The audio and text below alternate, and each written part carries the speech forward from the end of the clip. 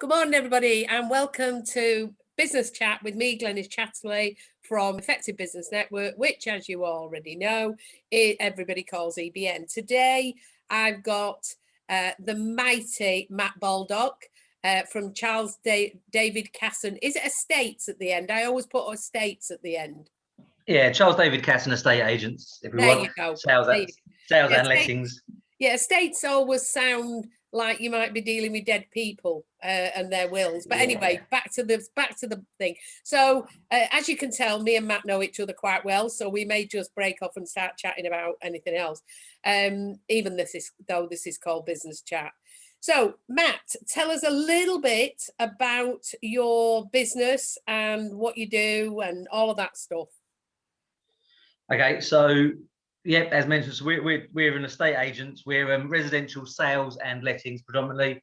We're based in Chelmsford City Centre, but we cover the whole of Essex and actually now slightly into East London as well. I own the company along with my brother Neil.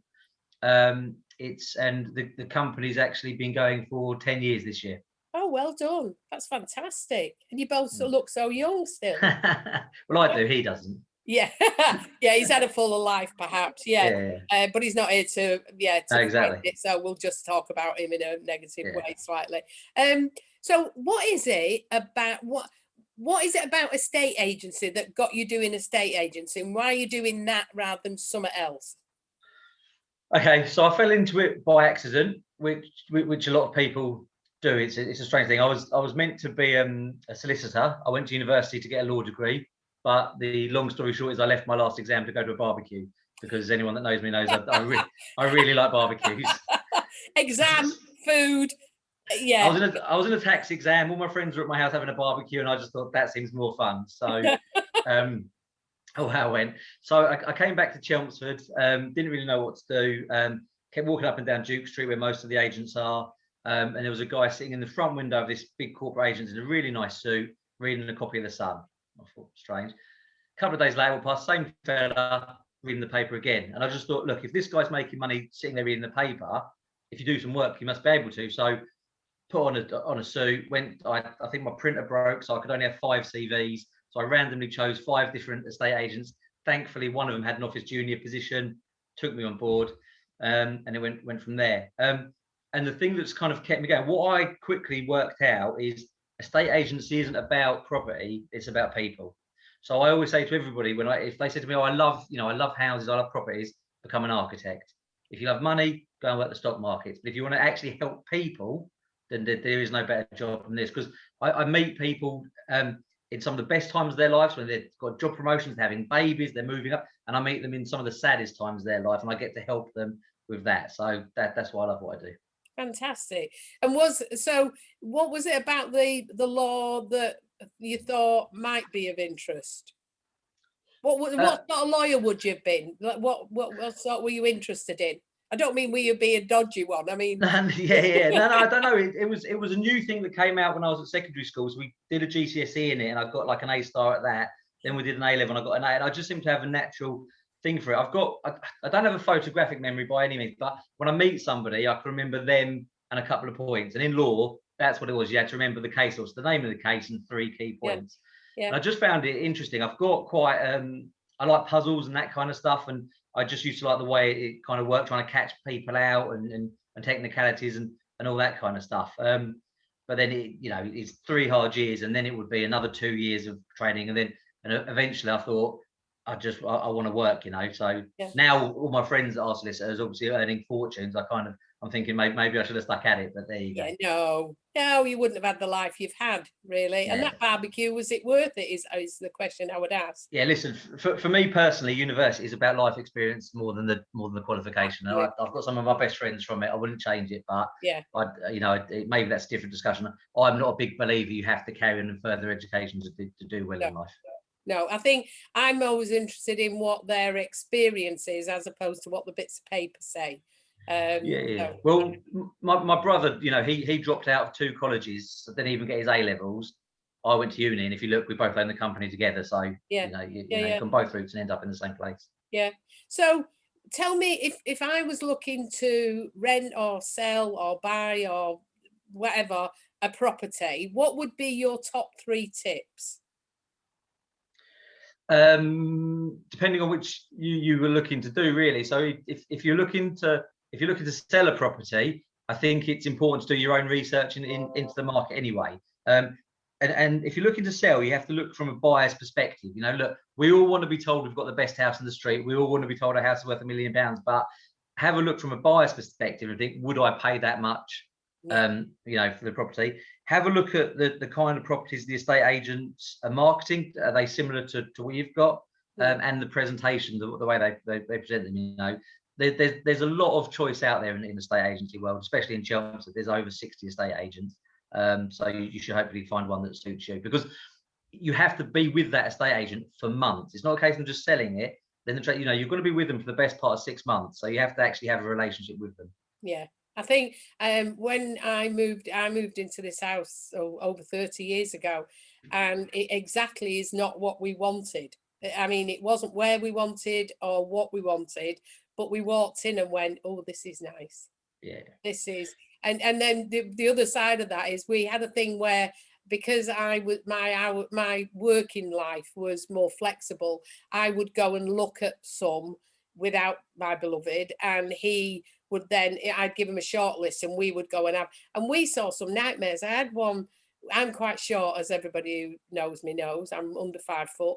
There was one where, in order to get to the kitchen cupboards above, I would have actually had to have a proper ladder. I could stand underneath them with my arm up and I still couldn't reach them. Yeah. And you think, yeah, you've not thought that through, because unless you're selling for giants, nobody's going to want, you know, and a kitchen's an expensive thing. So you think, I'm going to have to rip out a kitchen. It is, but it's that difficult thing, isn't it? Because ultimately they're not products, they're homes. So the person has to have the home the way they want to live. You know, if you're going to have a house with a vision of selling it, you're never going to enjoy it. No. To your, you know, and they are exactly what you said. They're emotional purchases. You know, people you view with your head, you get everything on paper and go, but when you walk in, you get a little tingle down your spine and you think, yeah, this feels like home. Yeah, we haven't gone past the hall, and we both knew.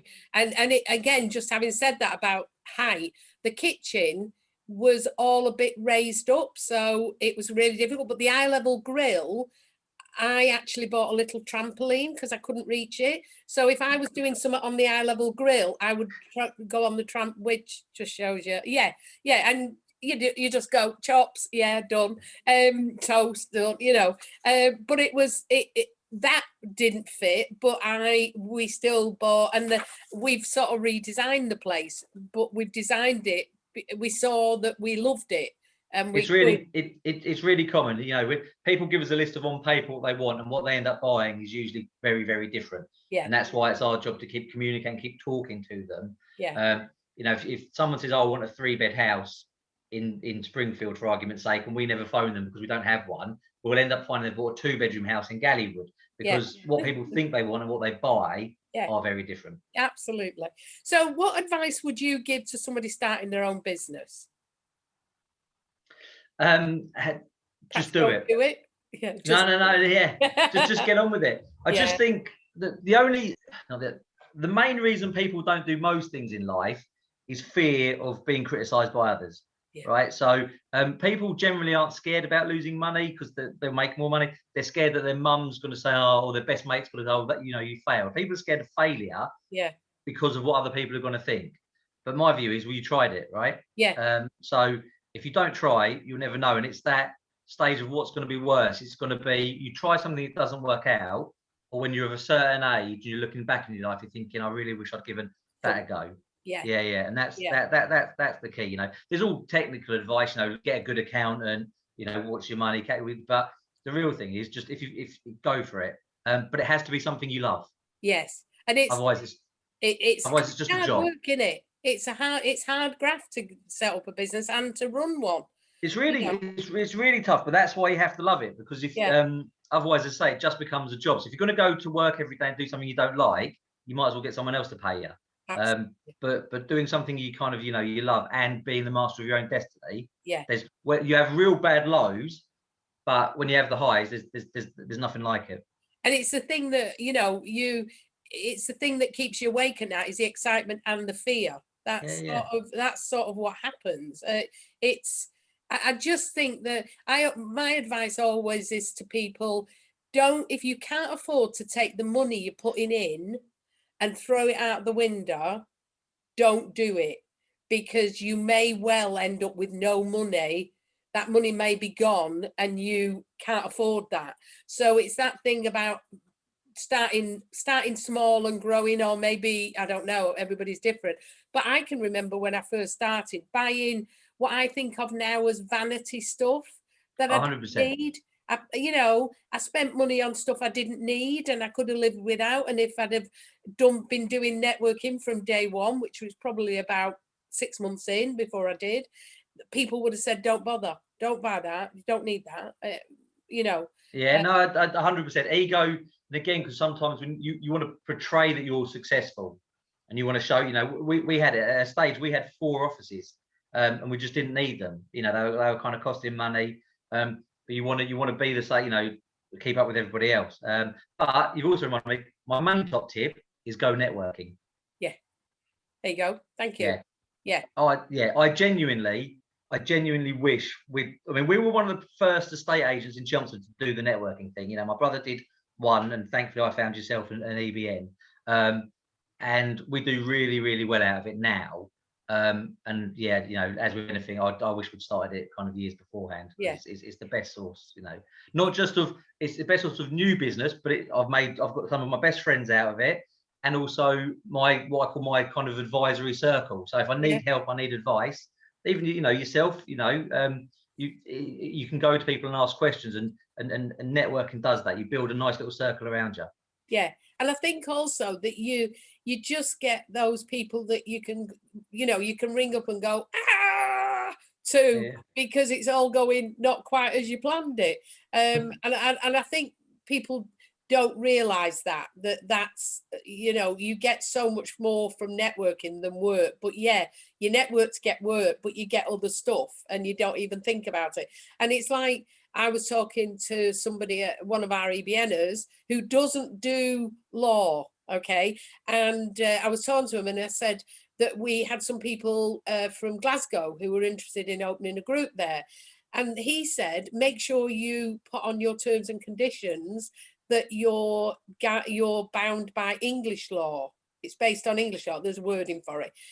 I would have never thought of that. Not in a month of Sundays. Not in a month of Sundays. But he just went, oh yeah, you need to have that. Oh, okay, that's fine. But yeah, I mean, I would say that even when all I do now is networking. But even when I had other businesses, networking was a massive part of my marketing. And I don't understand people who don't. In our line of work, we need to be speaking to as many people as possible.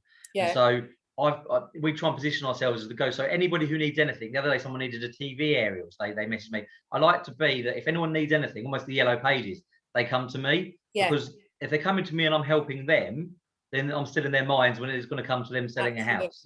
Yeah, so that's absolutely. That. And you've just given away your age by saying yellow pages. Yeah. I'd heard about it. My mum told me about it. Yeah. You keep telling yourself. So tell me something. We've heard about you and business. Tell us something you like doing, apart from obviously barbecues, that in your spare time. Well, barbecues. To be honest with you, I'm very much a summer kind of guy. That when the sun's out, I'm just. This morning I was in a much better mood. So if you can get in the car, drive to work. I love my music, so music comes on in the sun. I like being outside, like by the water. So for me, going and having a drink, kind of on the river, something like that. Just kind of being with my mates, really. That kind of. When anyone asks you that question, you always want to go, well, Glenys, actually, I like to, scuba dive with sharks and jump out of planes on the weekend. Something really kind of interesting. But, to be fair, I just like being kind of with my friends and my family. I've got 3 kids, spending time with them. So, yeah. And I see you on Facebook. You're patently very proud of your sons. Yeah. No, they're good boys. I'm very lucky with them. Yeah. Fantastic. Yeah. Brilliant. Well, I'm going to bring an end to this. We could sit and chat all day, and we probably will once we've stopped the recording. But for now, what I'd like to do is thank Matt and thank you for listening and watching. I'm going to go through the list because I've been told I've got to. So I need you to subscribe. I need you to watch this right to the end. Don't stop in the middle. It does things to the algorithm or something, and we don't want to hurt the algorithms. Please like, comment, and tell your friends. And if you're interested in coming and being interviewed, then get in touch. Glenys Chatterley, Effective Business Network. Thanks for your time.